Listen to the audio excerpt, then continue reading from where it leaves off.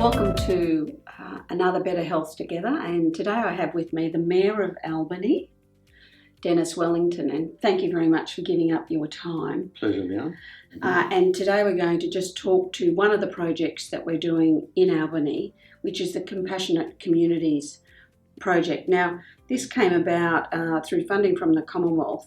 It's one of 12 trials across Australia to really begin, in my words, not really, but begin a conversation with communities about both dying well in a community, but also starting to build far more open and frank conversations around how people want to die, conversely, but moreover, the role of carers, families, supports, clinicians, and a whole of community approach.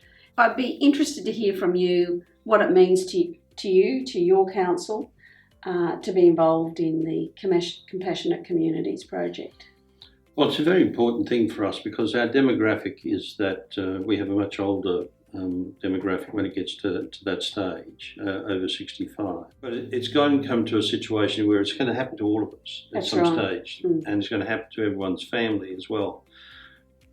Being in a situation where you can help people to cope with that, I think is very, very important, and it's very important to our council to do that. I know when my brother died, I was told by my cricket coach, who was a funeral director, never forget him, son, just learn to live without him. Mm-hmm. And that's part and parcel of the education you can give to people, how you can look after them, how you can care for them at home if it's possible to do that, and have some compassionate care. And this project for us sits in a broader program around improving access to palliative care, and we know that that's also an important issue, particularly in regional settings. Yeah. But how would you like to see the Compassionate Communities project grow and develop from your perspective in the community?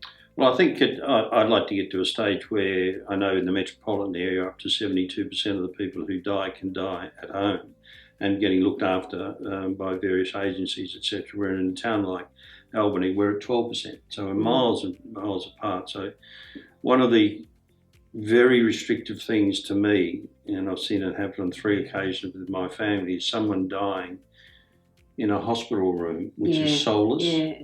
There is no family resemblance there. There are maybe some members of the family there, but there is very, very little compassion there. It's a very clinical thing, where I think the time where people die, etc., and they know it's coming, and they're accepting of it, and they're helping the family to accept that, I think that part of it is very, very important, and that's where I'd like to see the compassionate part of it and the role of the council to try and instruct people on how to manage that is very, very important for us. I understand one of the elements of this project too is supporting carers. We have a situation in Albany now called the Weavers, where people that have been carers and their partner has passed on, they're now mentoring people that are just starting. So they're teaching them how to be carers, etc. So that makes it a bit easier for them for their transition. And I think that's a fantastic exercise where you can get that sort of help for something that you've never done before. And I think one of the beauties of Albany is that really you have a very big volunteer population, don't you? Well, we do, because of the retirement group down there. So we have 500 odd volunteers, and they love getting involved in things.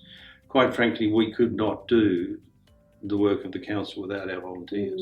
I think the important part of that is that connection between people supporting, mentoring, coaching carers, but also having valuable roles in the community, making a contribution, feeling like they're a valued member of the community. Well, it's a sense of ownership, etc., and a sense of being. I mean, everyone says, though, you need to live in a town for 30 years before you're a local. Well, I don't think that's the case so much in Albany. You retire into Albany or you come to live in Albany, you're part and parcel of the community immediately, because everyone's very accepting. And I think as a result of that, the people in Albany get a better feeling about it. Yes. They're more open, etc., and I think a lot friendlier than they have been in the past.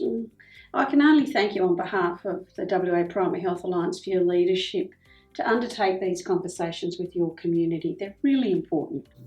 I just think it's part and parcel of what you've got to do. I mean, the older we all get, the closer we get to that stage. But the realisation that it's going to happen to everyone, there are unfortunate circumstances where it happens to people a lot earlier in their life. But if you have a compassionate community where everyone can help get in and get you through that difficult process, learn to live without them, it's I think, very important. Yeah, that's great. You make a great contribution. Thank you very much for your time today, Dennis. We really appreciate it.